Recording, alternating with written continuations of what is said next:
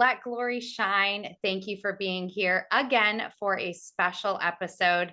Y'all are in for a treat this week. I am so honored to have this person to come on my show. This is the first time that I've had the opportunity and the honor to interview somebody that has actually been in my cult, the cult that I escaped. And she has her own stories, her own experiences. But y'all, this is a huge deal for me and for her. She hasn't spoken publicly, so for her to agree to come on my show and to do it on my platform is more than an honor. So I can't wait for you to meet her. She's beautiful inside and out, and I'm just so grateful that she's here. So let's welcome Orpah Sindt. Hello. Hello. How are Hello. you? I'm so happy you're here. I am so happy to be here, and I'm so glad that we were able to reconnect and get this opportunity to do this. Yes, talk about reconnecting. It was absolutely amazing to get to see you when I was in Texas. I was in Texas a few weeks ago speaking for Surrender to Rise. It was an event that was happening in Dallas, and Orpha lives in Dallas. And so we got to connect while I was there. And then she came to the show, and I was like over the moon excited to get to hug you. And also I got to see a couple of other gals that were from the cult as well that showed up, and I'm just was so grateful to have you guys in the audience, but also to get to just hug you like regular humans. That was a really cool No, experience. isn't it crazy though? It's like looking back how much non-human connection we had growing up and actually being able to like comfortably hug each other without guilt of like who's gonna find out, right? Um, that in itself is so huge. As we didn't grow up huggers, right? I mean, especially in our family. I know some families are still, did, but not our family. And so that's so huge to just be able to like wrap your arms around someone and truly show how much appreciation and like love is there in the world, right? It's absolutely beautiful. And I grew up in a family that we didn't hug, we didn't kiss, we didn't say I love you, we didn't show affection in that way, because that was frowned upon. We weren't taught that, right? And so yes, now hugging, like I love to hug because touch is so healing in itself, right? Like it, and so to be able to hug people from my past or our past, yes, there's something Yeah. healing in just getting to do that. I felt like we were teenagers again, like around the last time we saw each other. It was like no time had passed, even though 20 plus years passed since we had seen each other. So it was really special. And you're absolutely right. It was very healing and therapeutic for me as well. Yeah. So So I want to dive in. I did share at the beginning of the episode that you were in the same cult that I was. How many years have you been out now? I have been out, I don't know the exact number of years, but it's been about 20 years since I've been out. Okay. Um, I would say like, so you know how when you go out, you still have that fear, right? I would say that stopped, like that fear of speaking out about what happened and just everything, right? Happened after my brother passed away about 3 years ago is when I was like, you know what, I'm done. I'm done being scared. I am done living in fear of talking about everything from childhood in our past. And so for the last 3 years, and that's around the time that I decided, you know what, I needed a change. And I moved down to Texas to start over, a fresh start, fresh state of mind, just everything for myself. That fresh start was what I needed to start over.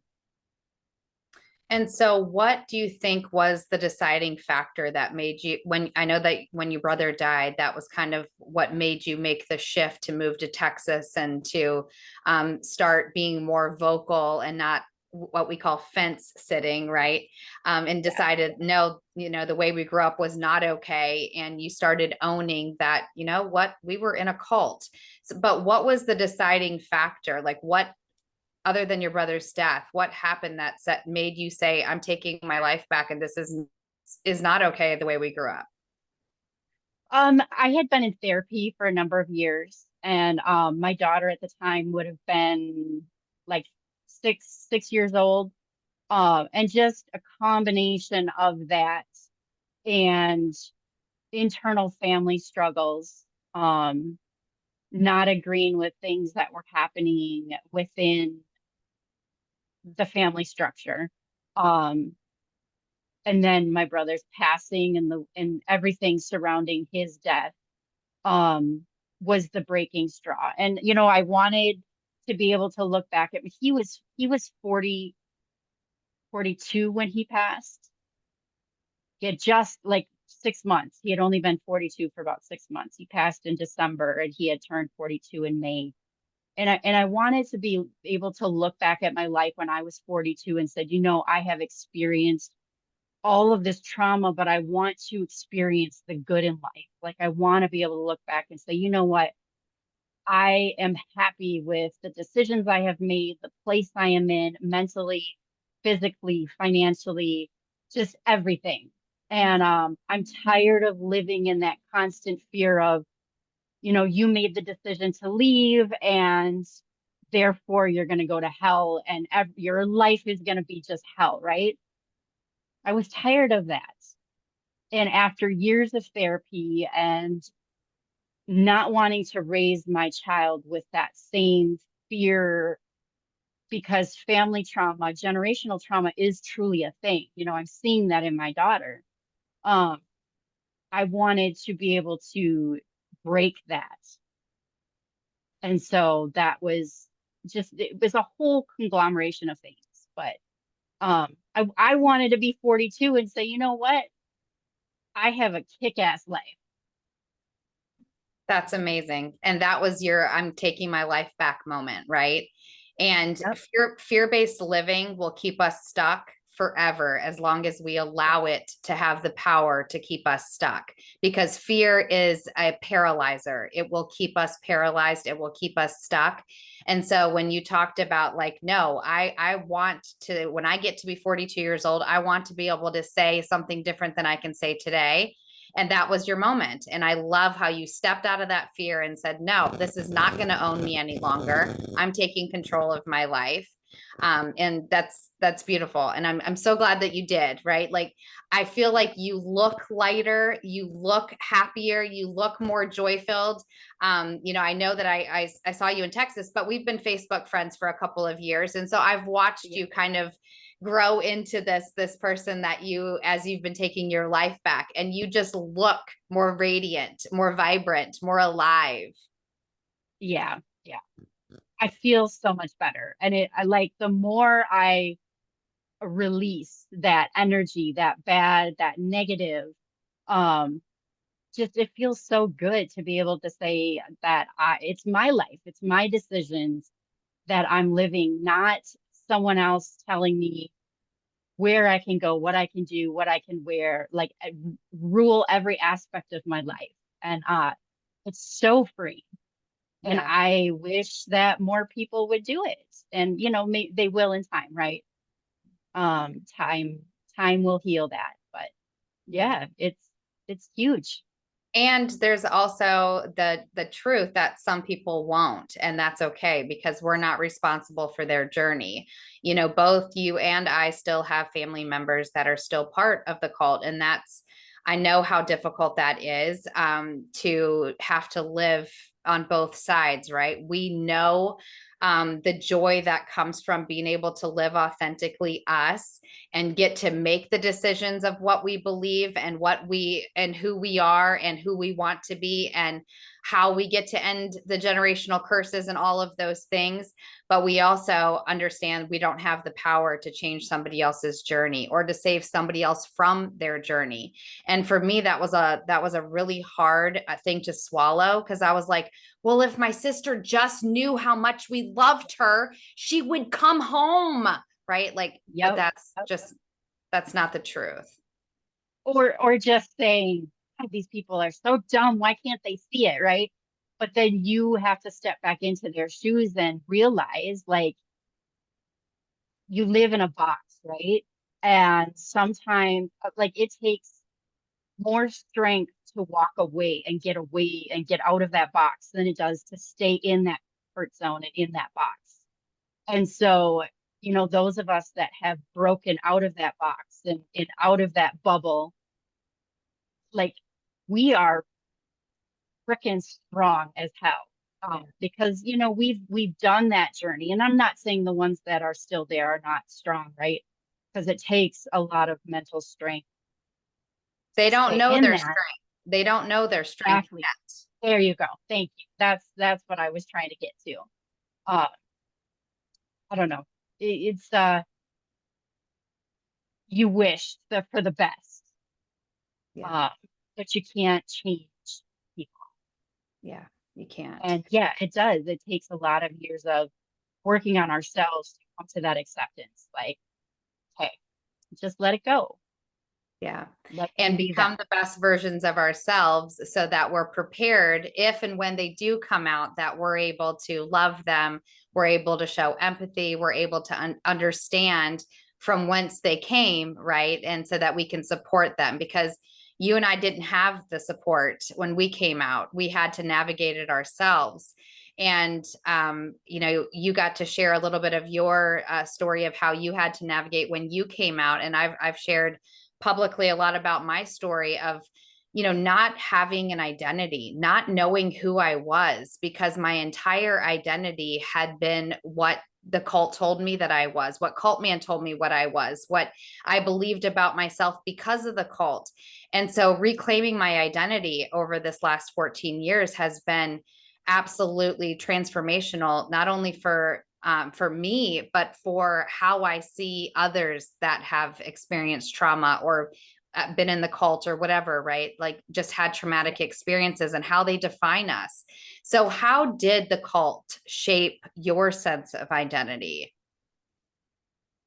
I still struggle with that, I will admit. There are some days where I find myself slipping back into that mindset of, I was labeled a whore at the age of 13, right? Along with many other girls, even though I didn't know what that word meant till I was almost 16. Um, so I will say that it has made me a very strong person. When I got out, I focused on school and um, starting my own business. And I found that for years I buried myself in work. And when times get tough, in relationships, I find that is what I go back to, right? Because work was our escape. If you weren't working, you were sitting in a meeting room praying to this God, right? That I personally associate with the worst trauma of my life. Um, but so I will say I'm not religious by any means. And so that is not part of my identity. I will say I am spiritual. Um, if that answered the question, but Yeah. at the end of the day, I just try to be true to myself. And what I believe is what I believe and not what I have taken from past experience or past. Right, right. Um, did you find that you had to ask yourself like the very elementary questions of like, do I like you and I talked about this at the restaurant, like, do I like bacon? Do I like chocolate? Do I like what color is my favorite? Yeah. Because and people laugh at that, but it's so true. When Yeah. you have no identity, you have to ask yourself those very elementary questions, and you have to think about it, because we'd never had the liberty of thought. We never had the freedom Yes. of making our own decisions. And so I'm just curious, as if I'm the only one that had to go through that, or did you No. experience that as well? Thank you for watching Prospera TV Network. We hope you're enjoying the show. We'll be right back after this commercial break.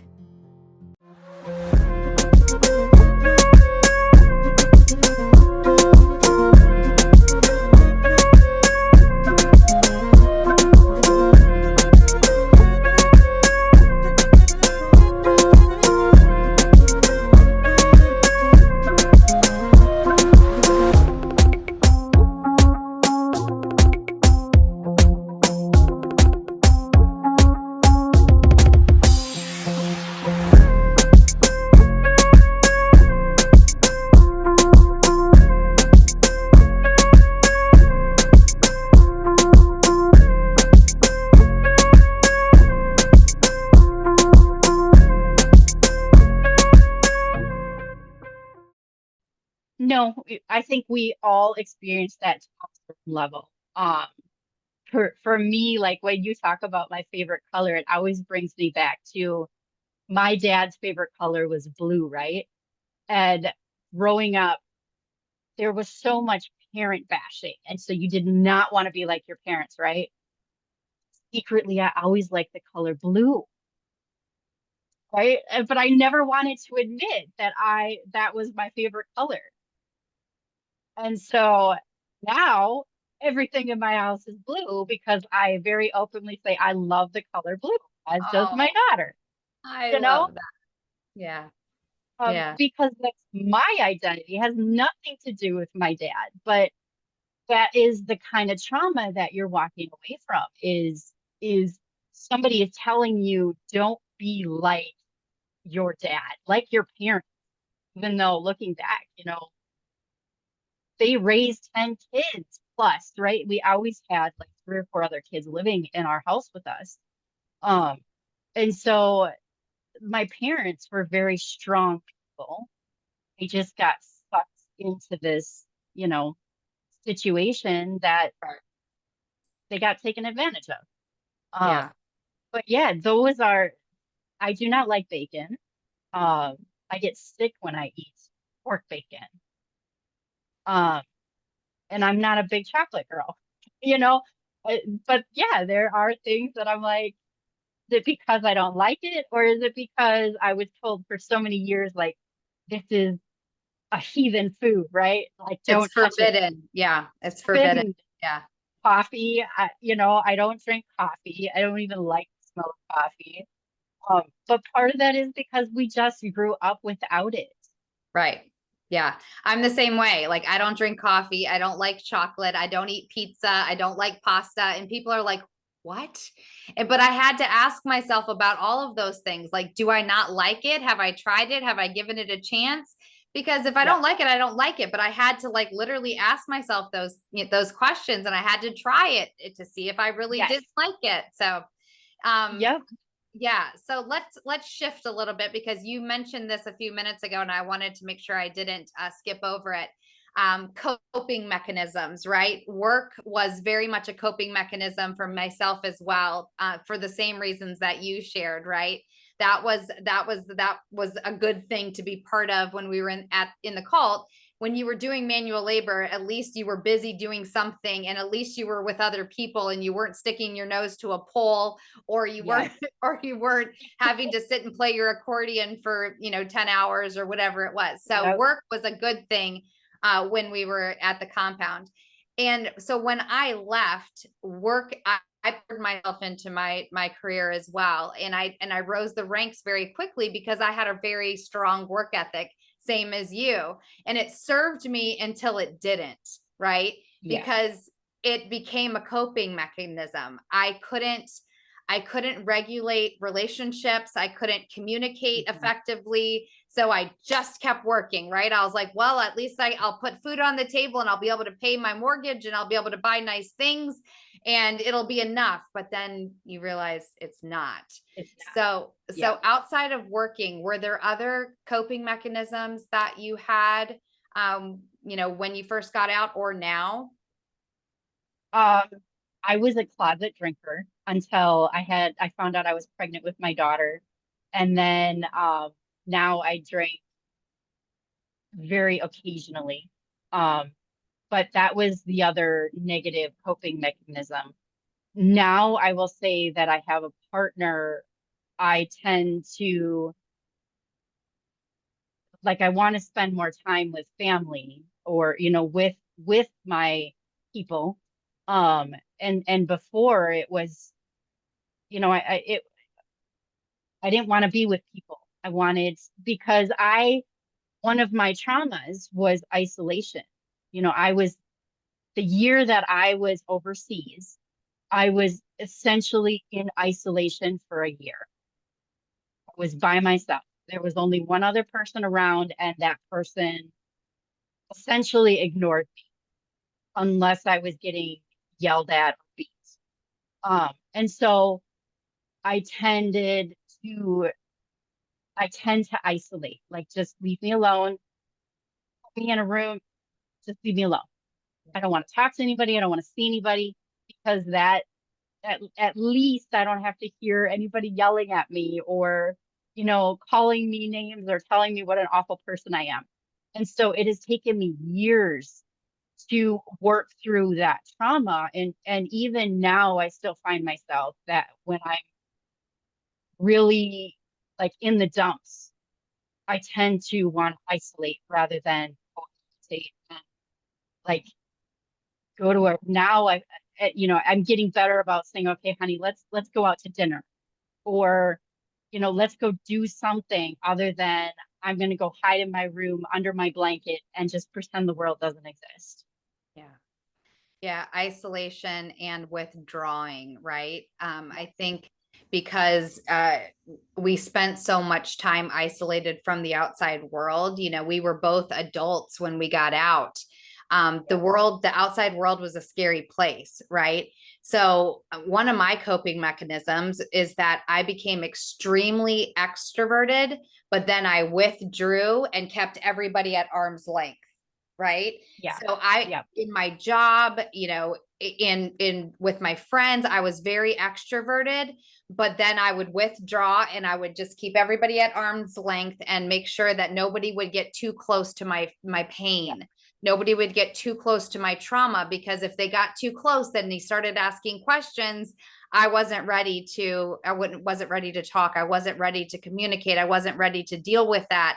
So I would be loud and obnoxious and in your face and extroverted, but then I would isolate. So because I didn't want to get too close.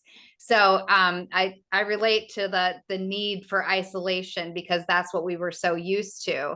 And now it feels so freeing to not need to overcompensate by being anybody than I am, right? Like, there's a freedom in just being able to be, and not having to carry a facade, and not have to hide behind a mask, and just getting to be okay with who I am, who I'm becoming, and owning that.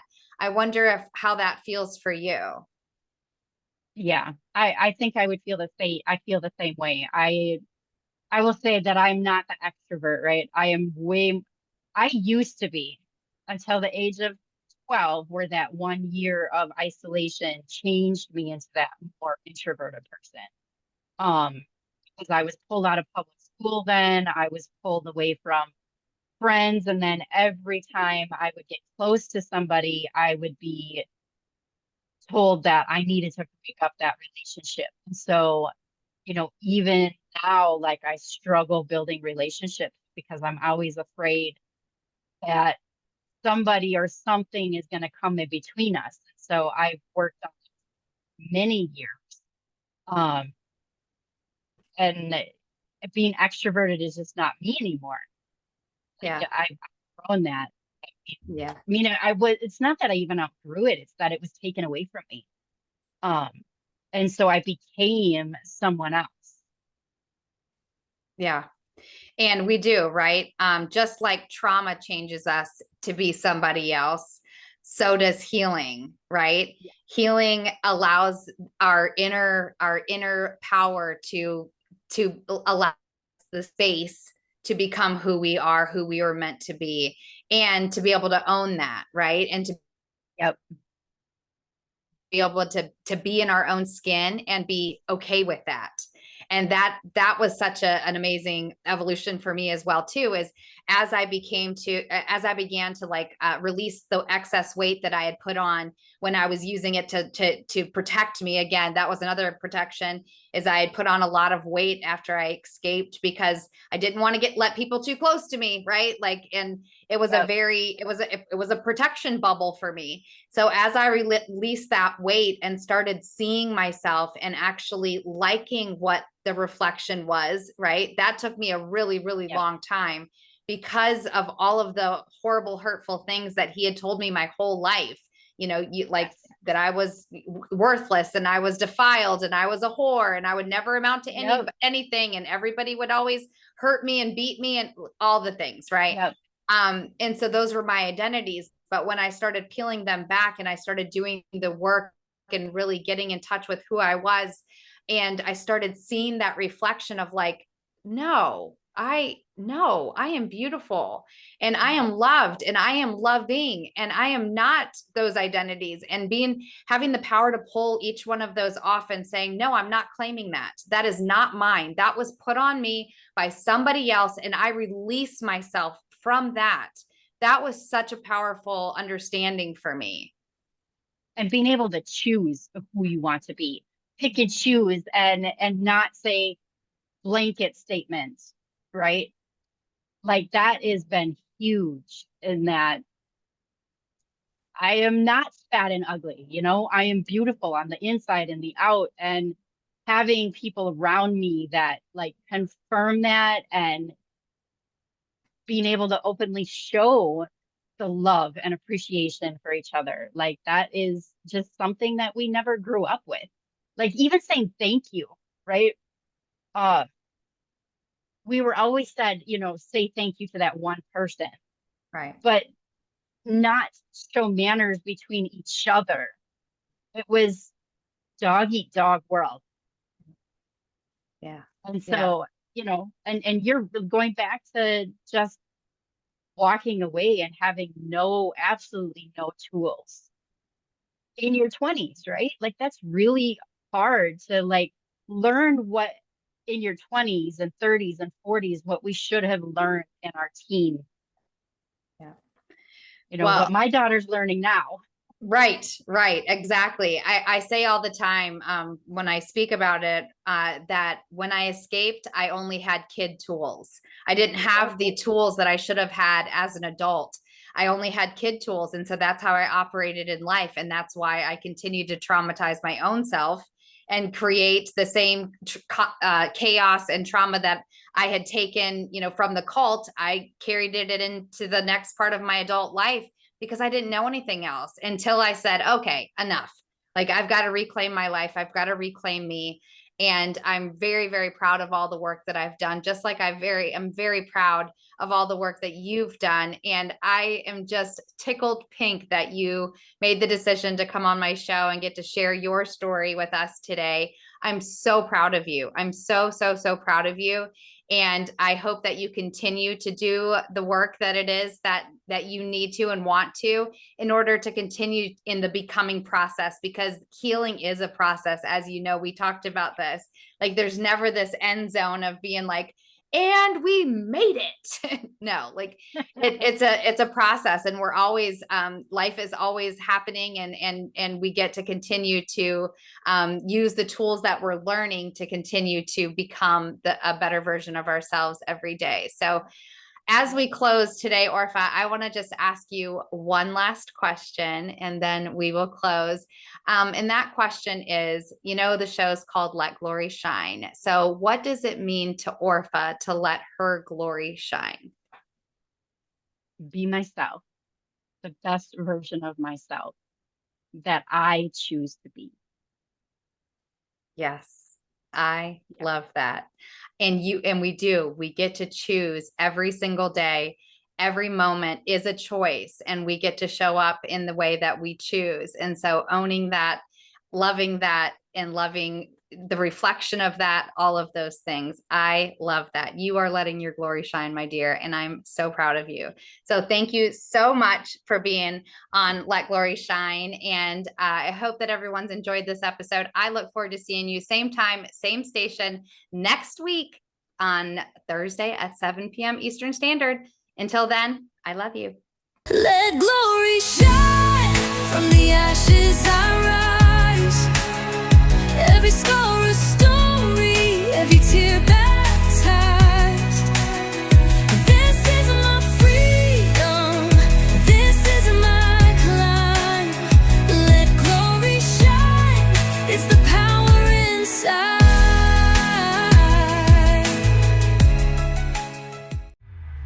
This is your prosperity era, where dreams align with grace, abundance flows like rivers. You've stepped into your place. Rise, reign, and remember, you were born to shine.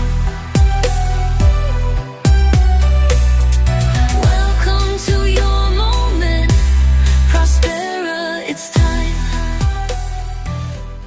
We hope you enjoyed today's show on Prospera TV Network. Make it a point to visit us on YouTube and catch all your favorite shows anytime you want. Interested in hosting a show of your own? Or advertising your business on our network? Contact Elena Rodriguez.